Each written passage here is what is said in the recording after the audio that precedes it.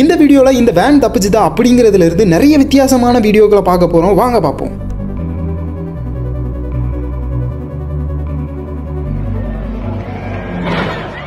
எப்பவுமே சகதி நிறைந்து ரோட்டில் ஓட்டுறதுங்கிறதே ஒரு டஃப்பான விஷயம். அதுலேயும் இந்த எஸ்யூவி டிரைவர் வேற லெவலில் ஓட்டுறாரா, அதனால ஒரு பள்ளத்துக்கு அப்படியே ஓட்டிட்டு போயிட்டாரு. இவரோட எண்டிங் பாயிண்ட் எங்கே போய் நின்றுச்சா, கீழே போய் தான் நின்றுச்சு.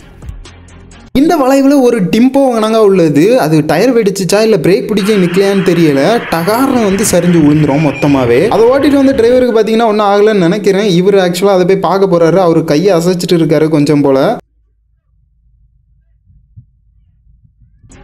இந்த ட்ரக் டிரைவர் தம்பியாப்புல பார்த்தீங்கன்னா லோடை இறக்கிட்டு க்ளோஸை டோர் பண்ணாமல் போய்கிட்டே இருக்காரா ஒரு பாட்டுக்கு ரோட்டில். 2 பைக்காரங்க எப்படியோ எஸ்கேப் ஆகிட்டாங்க. இந்த காருக்கு அப்புறம் ஆக்சுவலாக அவர் க்ளோஸ் பண்ணாரா இல்லை க்ளோஸ் அதுவே ஆயிடுச்சான்னு தெரியல.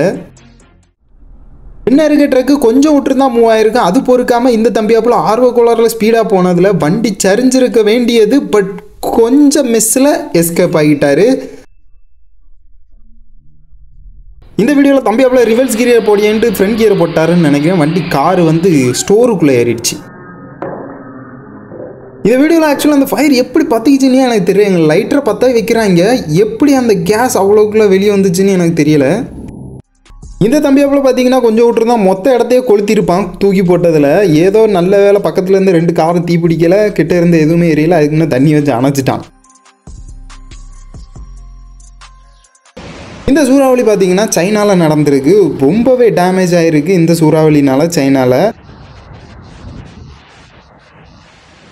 இந்த சூறாவளி வீடியோ பார்த்தீங்கன்னா வியட்நாமில் உள்ளது. எனக்கு தெரிஞ்சு கொஞ்சம் காட்டுக்கு அந்த ஊரே அழிச்சிருக்கு இந்த சூறாவளி.